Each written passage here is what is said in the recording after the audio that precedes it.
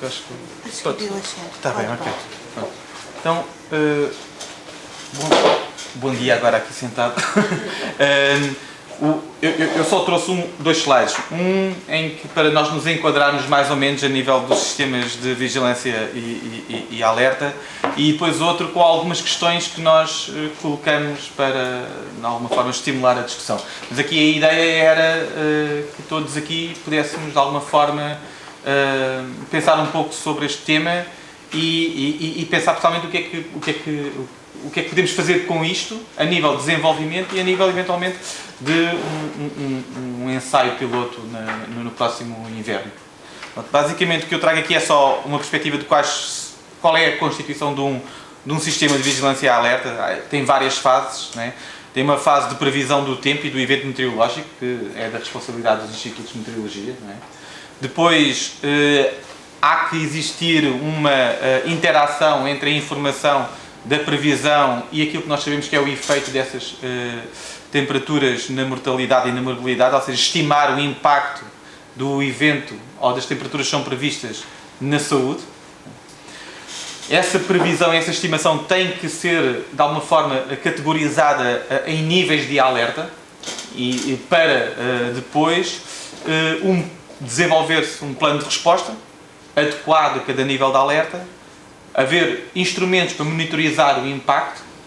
Por exemplo, um dos que nós, utilizamos no INSA é a vigilância diária da mortalidade, ou seja, olhamos diariamente para o número de óbitos na perspectiva de ver se há ou não há impacto de algum evento. E depois, claro, que a parte da avaliação do sistema e do impacto que o sistema teve e o subsequente ajuste do sistema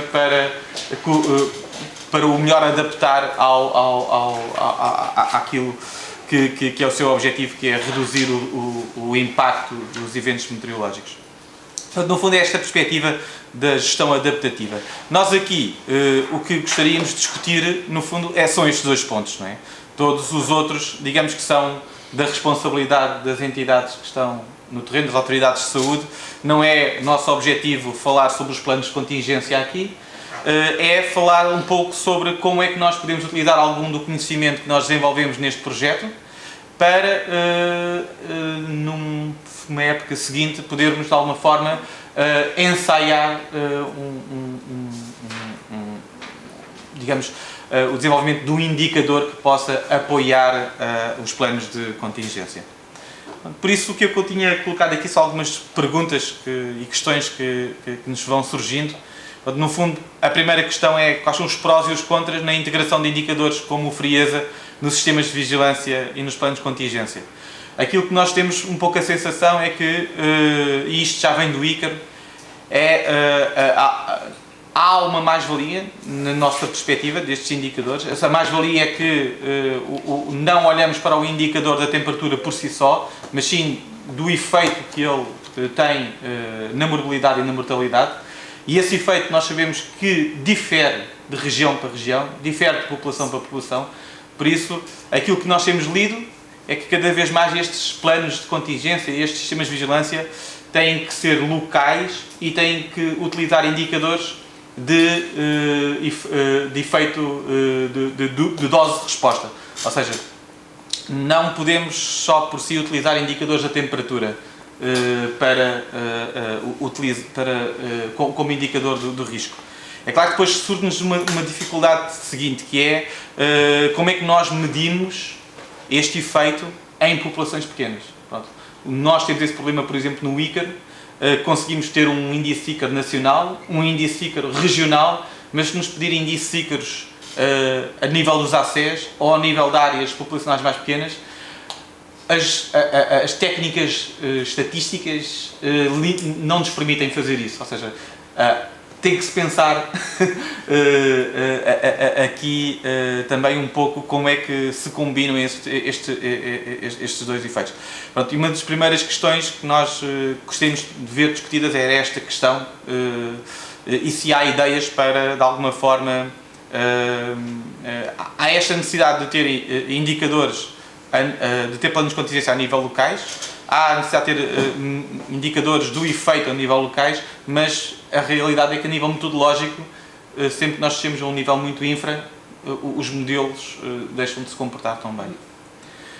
Depois o outro ponto que nós gostaríamos também de ouvir a vossa opinião e de pôr aqui a discussão era: o inverno é diferente do verão. Nós no verão não temos grandes concorrentes para o efeito na mobilidade, não é? Ou estes eventos extremos. Ou seja, quando observamos uma onda de calor é muito evidente o seu efeito, é um pico muito claro e a nível mesmo dos modelos que temos estado a utilizar, o ICA comporta-se bem e a maior parte dos modelos comportam-se bem. No inverno temos muitos concorrentes, temos as infecções respiratórias e as epidemias de infecções respiratórias que nos confundem o efeito. E a questão aqui é como é que nós podemos ensaiar ou podemos pôr em prática um indicador destes, se olhamos só para o frio independentemente de olhar para as infecções respiratórias e para a monitorização da atividade gripal, ou se há alguma maneira de combinar os dois indicadores e de fazer um plano de... Eu lembro sempre de algumas conversas que tínhamos, eu e o Paulo Nogueira aqui há uns anos, de haver um plano de contingência para o inverno,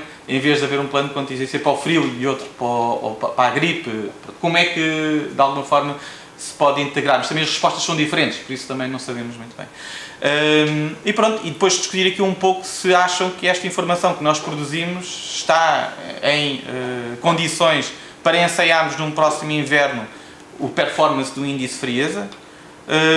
Se acham que até lá devemos fazer alguns desenvolvimentos para o pôr mais operacional e se no entanto também tiverem algumas ideias por pôr alguma lista de desenvolvimentos e melhorias que nós pudéssemos, digamos, planear ou eventualmente desenvolver. O projeto vai acabar agora em finais de agosto.